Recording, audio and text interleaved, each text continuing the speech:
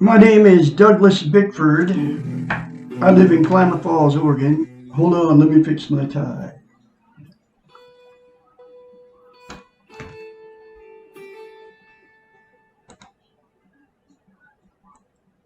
And I'm adjusting this. I'm recording live on Facebook. But what I'm doing on Facebook Live this morning on the 27th of February 2022 at 6:17 a.m. here in Klamath Falls, Oregon, broadcasting live out of my 105-year-old house. This is my hometown, Klamath Falls. I graduated here from Klamath Union High School in 1974. So it makes me 66. Anyway, the reason I'm on Facebook Live this morning is because I'm teaching self-esteem out of this book right here. Okay? It's written by a doctor of psychology. Her name's Susanna McMahon. She got a PhD, folks. She knows the brain, okay? And this book was published 30 years ago. And every chapter, I kid you not, talks about how we've been trained and taught not to have self-esteem, okay? And now, 30 years later, it was published in 1992. 30 years later, we have the social media now, including where I'm broadcasting here, Facebook, right?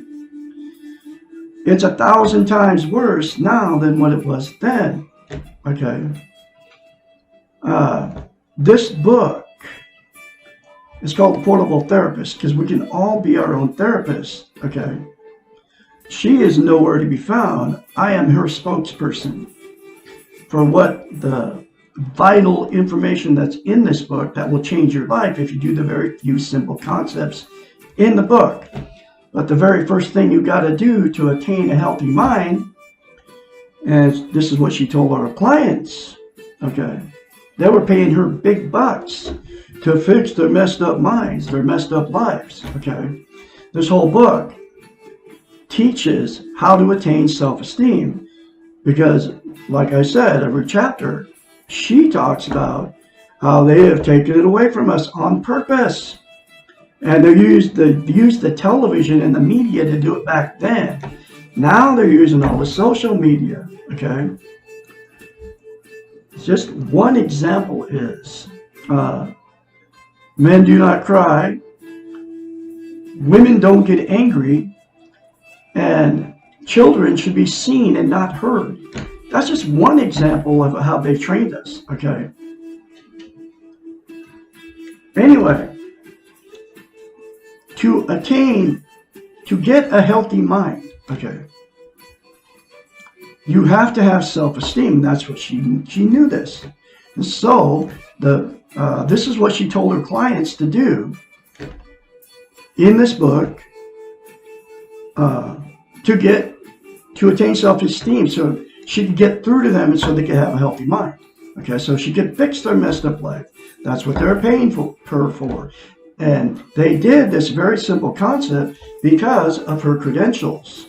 I did this very simple concept because of her credentials, right? Anyway, here it is from a psychiatrist. Doesn't come from Douglas Bickford. You look at yourself in the mirror, you say, I love you. Say, I love my inner child. Say, I'm worthy to be loved and worthy to love.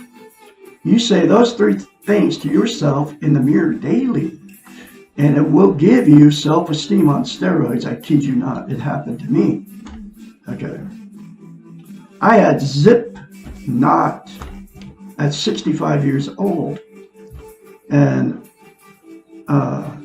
because I was emotionally, sexually, and physically abused as a child. And what we do as human beings, we don't talk about all that stuff.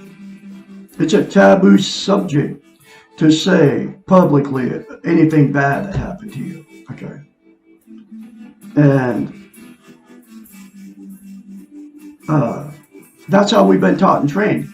That, men don't show their feelings. Men don't cry.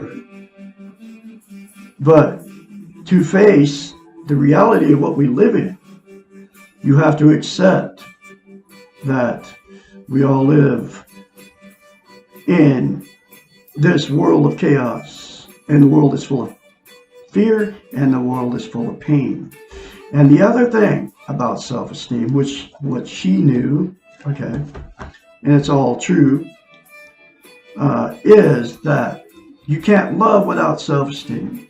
You can't be loved without self-esteem. And you also cannot be content. Content is how you feel about yourself. Self-esteem is how you feel about yourself inside. It's also called self-love, self-confidence, self-worth. Content is you feel good about how, where, and what you are. Okay, and it's also called internal peace. And you cannot be content, and you cannot love or be loved without self-esteem. So what people use to try to be content: drugs, alcohol, sex, food, gambling, television, religion, another person, material possessions, or money. Okay. All of those things are called externals. They will never make you content. The only thing that will is to attain self-esteem, and the only thing that will give you self-esteem is to those three things to yourself daily in the mirror without fail. Okay. Now, I am going through this book right here, The Portable Therapist, one chapter at a time, and here is that next chapter. So, and I'm starting on chapter 1. It's called Who Am I? And this is from Dr. Susanna McMahon. Published 30 years ago, folks. I'm the absolute only one on the internet teaching this book. Okay. It's not coffee, folks. It's hot chocolate. Swiss Miss. I don't drink caffeine because it's a stimulant. Anyway, fix my tie. So, but most of you know me out there. I'm Douglas Bickford, I'm your classmate, okay? So don't turn me off just because I'm your classmate. I know what I'm talking about. I have self-esteem now, and that's exactly why I'm doing this on Facebook Live and YouTube. Okay, so here we go. Who am I? Chapter 1. This question, and you got to remember that she wrote this book 30 years ago, and she's a psychiatrist, folks. She knows what she's talking about. And you see that person flying around right there? You will fly around free once you attain self-esteem, because without self-esteem, you're psychologically lost. This question may be considered the question of our existence. It may be answered on many levels, as any answer would contain some combination of philosophical, ethical, spiritual, or behavioral perspectives. We are, in part, our training and experience, in part, our hopes and accomplishments and failures, and in part, connected to some higher power or life force. We know that we have body, mind, and soul, and we often ask this question in reference to one of these aspects of ourselves. We tend to define ourselves in the terms of how we look, what we think, and know, how we feel, and what we do. Usually, we have difficulty in combining all our parts in a cohesive whole. When this question is asked in therapy, there is always some pain. The therapeutic answer must go beyond the externals. The roles that each of us assume, our physical appearance, our education, our status, and our financial worth, our ability to relate with others, and so on, to the underlying reason for asking this question. Almost always, The motivation for questioning who you are is related to the amount of insecurity that you feel. Insecurity is at the heart of all emotional dysfunctions, and it's highly correlated to physical ailments and spiritual anxieties. Insecurity means doubting yourself, which in turn produces the inability to trust yourself, who and what you are, which then results in not knowing yourself. If you do not know and do not trust, how can you love? Insecurity then can be defined as low or no self-esteem. Self-esteem implies loving the self. Much of us search for the answers to who am I by looking for the differences between ourselves and others. We compare, we criticize, we judge, we wonder why we feel so lost. The answers to finding ourselves paradoxically occur when we find the similarities we share with others. This is social interest.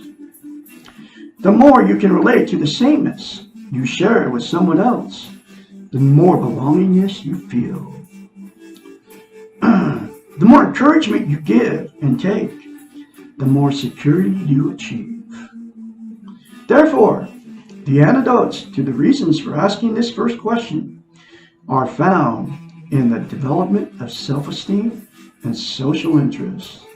The ways and means to develop these two attributes will be found in the answers to the following questions. This book is written in question form, okay? I just labeled it chapter 1 because so I had a reference to put it up on YouTube and stuff as chapters, okay?